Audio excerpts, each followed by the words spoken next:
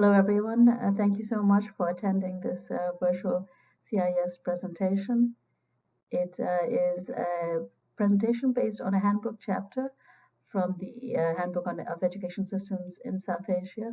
I would like to especially thank Amita, Chudgar and Monazza Aslam for their leadership on this subtopic. The motivation for this is probably self-evident to a lot of us who work on this field. Private schools and tutoring centers dot the landscape in South Asia as a very competitive economic market exists in South Asia.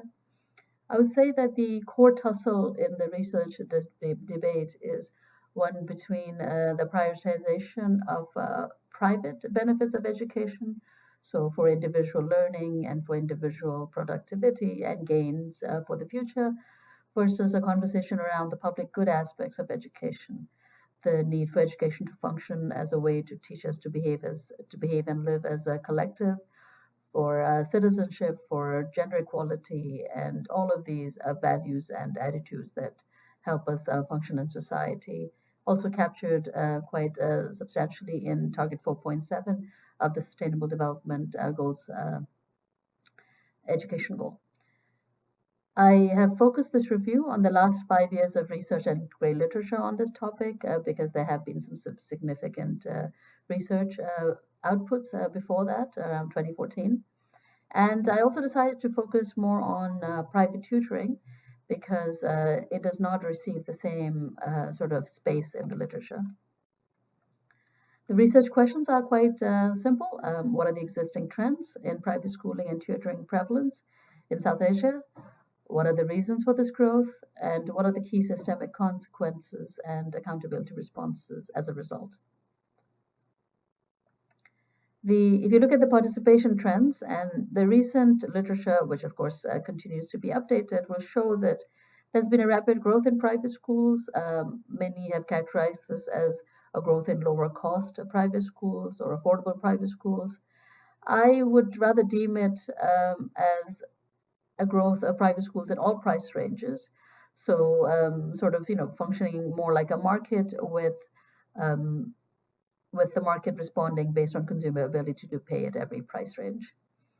There's also been a major rise in private tutoring. There are examples, for instance, from Maharashtra, India, of tutoring effectively supplanting mainstream education, especially at higher secondary levels. You have examples of both private and public school students receiving private tuition. You have students from wealthy and poor quintiles also receiving tuition. And some of these studies come from India and Pakistan, especially, and also some from Nepal. In Sri Lanka, which has had a long history of fee-free education, you see that private tuition has grown quite rapidly there as well. It grew from about 23% in 95-96 to 64% in 2006-07 within a decade, and has only continued to grow. The research from Bangladesh also documents that there has been major rise of tuition participation. It's also interesting to note that it is a unique situation of private education because over 90% of secondary level education is managed by non-government bodies while funded by the government. In the other countries, the research is sparse, but there's also increases of private schooling. For instance, in Bhutan, private higher secondary schools have entered the market given new policies that sort of are trying to ensure that all children have access to lower secondary schooling supply. Afghanistan, given its decades of conflict, has always had lots of non-state activity. It has also seen a major increase in private institutions of higher education.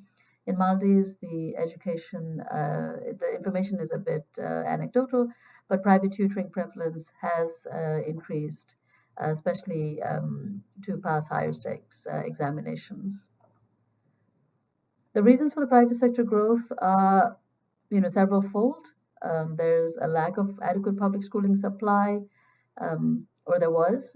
It was caused by a lack of adequate public spending on education, which is linked to government prioritization and resource prioritization considerations. There was also an enabling environment for private schooling entry since the 1990s in South Asia. It's very evident in India and other countries. And of course, something that we hear a lot in the literature is the consumer demand for this, consumer demand for private schooling and tutoring. The classic argument is that this is a good thing because parents will have choice, and having more options means that schools will be competitive and compete with each other. We also know that it's also linked to the fact that besides a choice of quality, parents also seek out every competitive advantage they can for their children, since education is used to position people against each other is a positional good. Private tutoring uptake is also expected to be linked to quality and especially the need to help pass exams or move ahead in your career. The evidence is, of course, quite complicated, as the evidence in this field typically is. It has always been hard to disentangle private schooling advantage from the advantage of peer networks and SES. Some positive effects do exist for tutoring on examination performance, and but there are negative consequences, such as an increase in teaching to the test. When you think about systemic consequences, like what does it do with this to the system, you find there isn't a significant amount of evidence on this issue, especially on the topic of what does it do to public schools that form the rest of the system. In Nepal, in my research, I found that public schools are responding in a variety of ways to compete with public schools.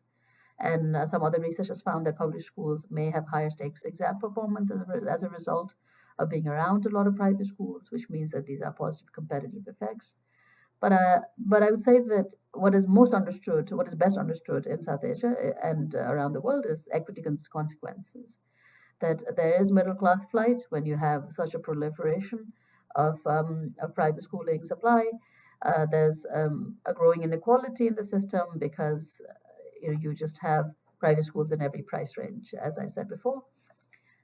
There's also more documentation of the socioeconomic inequality that might become more embedded as private tutoring access increases, because private tutoring is also linked to affordability to pay, and is often not linked to, let's say, improving like extracurricular activities, but so focused on high stakes exam performance in South Asia in particular.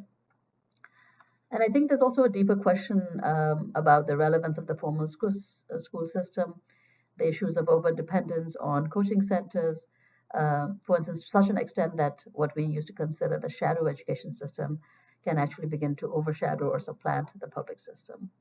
And I'm sure it's very timely to think about it now, because online tutoring can, as we deal with this pandemic, is becoming the norm, at least for a few weeks or a few months of students' lives. And how do we deal with the formal schooling systems, transformation as we grapple with this at real scale is going to be an interesting question as well at the system level. So what kinds of accountability mechanisms have been in place for this? When we think about private schooling, we think of government-sanctioned norms and standards that schools have to abide by. For instance, the Right to Education Act in India had a lot of discussions of what norms and standards low-fee private schools and all private schools have to follow, and that resulted in different kinds of punitive sort of actions on private schools. And there's a lot of debate on what was feasible, what happened, what didn't happen in India as a result. We also have a lot of discussion around the challenges of monitoring from a state level capacity. There is a lack of human capacity to monitor public schools, monitor just the public schools, and let alone the sort of burgeoning diversity of private schools or tuition centers.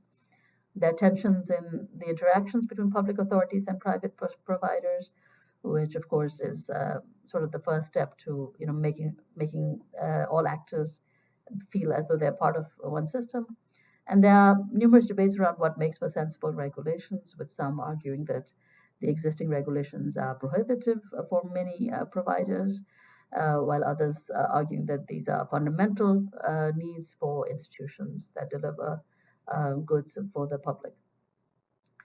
And the regulation discussion on private tuition is even more unwieldy.